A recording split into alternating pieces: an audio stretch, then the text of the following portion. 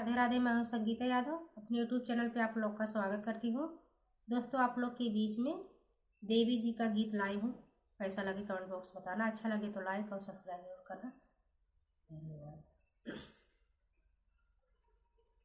विंध्या पहाड़िया से चलली मयरिया, सेवक घरवाना ओढ़े लाल की चुनरिया, सेवक घरवाना। विंध्या पहाड़िया से चलली मयरिया, सेवक घरवाना ओढ़े लाल की चुनरिया, सेवक घरवाना।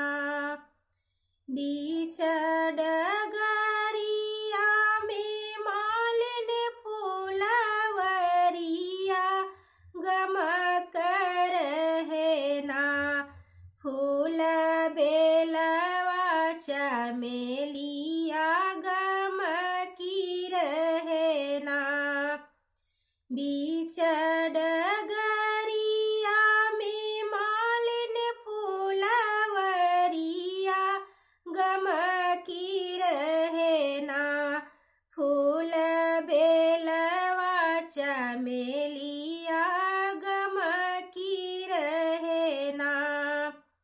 फूलवा गमकी मोही बेलवा चमेलिया, ठमकी गईली ना माई मालिन फूलवरिया, ठमकी गईली ना।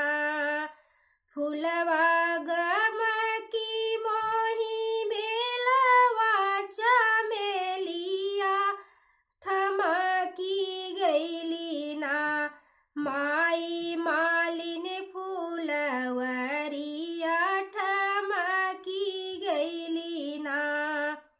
घूमत घूमत माई मालिन फूलवरिया, लोभाई गईली ना देखी अढ़उल की डलिया, लोभाई गईली ना।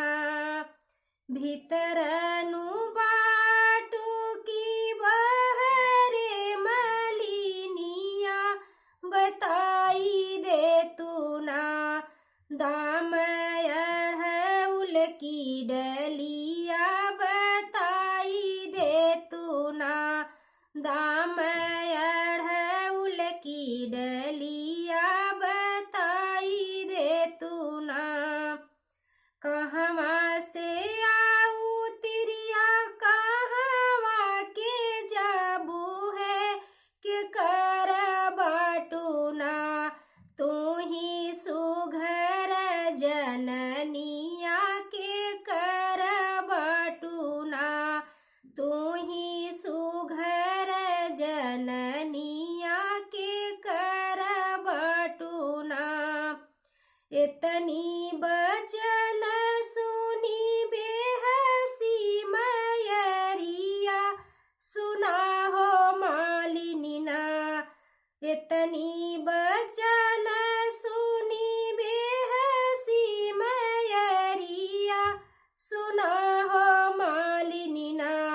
बोलै जग महतरिया, सुना हो मालिनी ना। सुनत मलिनिया लागी माई की चरनिया, दरस दई के ना। सुनत मलिनिया लागी माई की चरनिया, दरस दई दाना माई तारू जिंदगनिया, दरस दई के ना माई तारू जिंदगनिया, दरस दई के ना। धन्यवाद दोस्तों।